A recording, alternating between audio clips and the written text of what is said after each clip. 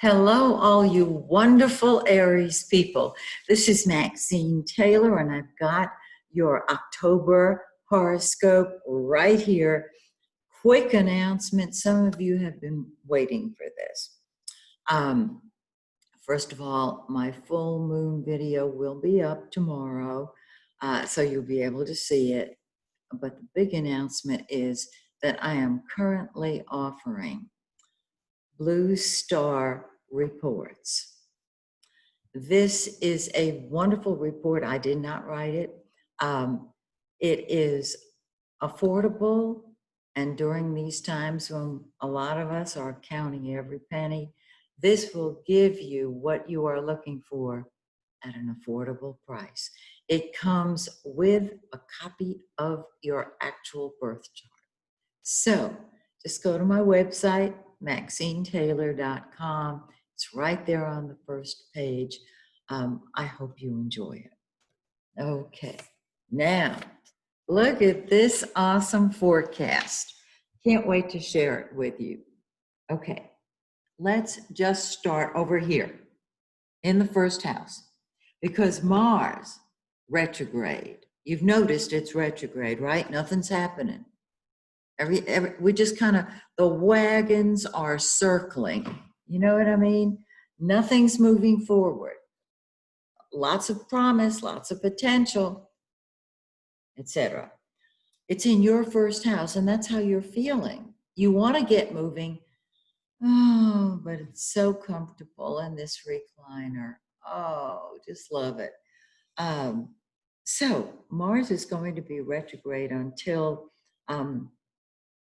next month, when it goes direct, and then of course will come out of the shadow, the retrograde, in January. Yeah, that's just how it is.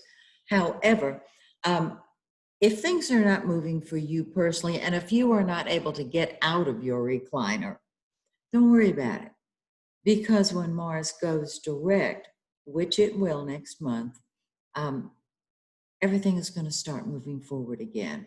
And those seeds that you have planted will bear fruit. All right? We'll go into the full moons and the new moon in just a second. Let's keep on going around and look at Venus, the pink planet. I notice it's matching my shirt. We're having Indian summer here in Atlanta, and I thought I would wear something summery and loving, and all that good stuff that we love. Okay, trying to get organized here. Not necessarily making any progress. Okay, there we go. So back to you, Aries. All of this is Venus, the path of Venus this month. And Venus, as we know, is the lesser benefic. It brings love, it brings money, it brings joy, it brings happiness. It's one of the good guys.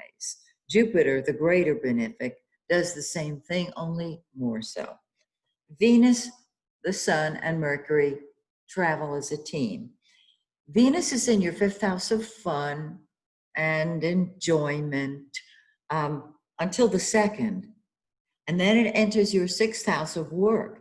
And this blesses your work. You should have more, if you're working from home, you should have more time and more enjoyment on the job, because perhaps you are working from home, or it could be something about the job. Now, this also deals, sixth house also deals with your health. And with Venus in your sixth house, it may be time to get on that at-home treadmill or lift a couple of smart bells, because this can add to your health. Venus is one of the good guys. Sixth house of health, work, health, and service. So, have you been eating Oreos? All right. Venus is sugar. It doesn't say stop. It does say, though, take care of your health now and enjoy your work. And then on the 27th, it moves into your seventh house of partnership. Now, this is also the seventh house of the public. And so there can be more interaction. You might say, I am not leaving my house. I'm sitting here until COVID leaves the planet. You will be in touch with other people, whether you do it in person or online, it doesn't matter. This indicates an opportunity to interact beautifully with other people and create or pick up where you left off with loving relationships. 27th, keep that number in mind. The sun, the yellow planet, the giver of life, is in your 7th house of relationships, and your relationships have been doing beautifully. Wherever the sun is, it brings new life. And so even if you're working from home, it doesn't matter. You will interact beautifully with other people, and your response from other people between Venus on the 27th and the sun, it's already been there, are very positive. On the 22nd, however, the sun moves into your 8th house of joint finances, taxes, secrets, and you're getting to the bottom of things. Whenever we have a planet in our 8th house, we want solitude and privacy. And so you may be, well, interacting beautifully with other people, enjoying more solitude at the same time. So alert people. There are days you're going to want to visit with people, as I said, whether in person or online, and other days when you're not going to want to.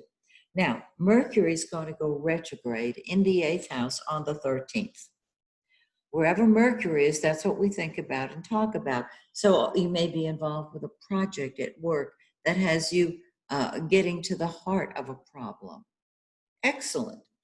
Mercury retrogrades on the 13th, and on the 27th, the same day that Venus enters your 7th house, Mercury retrogrades back into it.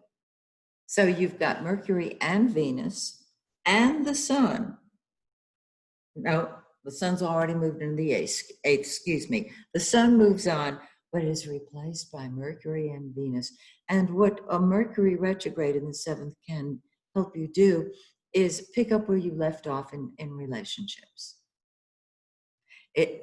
With Mercury retrograde, you don't start a new project, but you do tie up the loose ends of unfinished business. And this can be contracts, negotiations. I would not sign a contract under a retrograde Mercury. However, picking up the pieces, tying up loose ends, quite beautiful. Okay, we have a full moon on the 1st in 9 degrees of Aries. It is sitting in your sign, in your 1st house, in the solar chart. And your message is out of my way or the highway. I'm doing what I want, when I want, how I want, because I want. Now, Mars is retrograde there, but it's still in that 1st house. So do what you want, when you want, how you want, because you can. The new moon, which is 2 weeks later. Now, remember, on the full moon, everything comes to a head, and you're doing me Tarzan kind of thing. New moon is felt approximately 2 weeks after the full moon. And this is when things start moving forward in your 7th house of relationships. So you might hear from somebody that you haven't heard from in a while, or just find that a relationship or friendship that you have picks up speed and kind of has a new life. I love that. And then 2 weeks later, we have a full moon on Halloween. Can you stand it? The new moon is in 24 Libra. Look for it in your birth chart. Combine it with the solar chart. Now, the full moon on Halloween. Oh, God. October 31st in 8 Taurus 38. Find that in your chart. I don't know if you're going to be participating in Halloween. If you have little kids, you know how they love Halloween.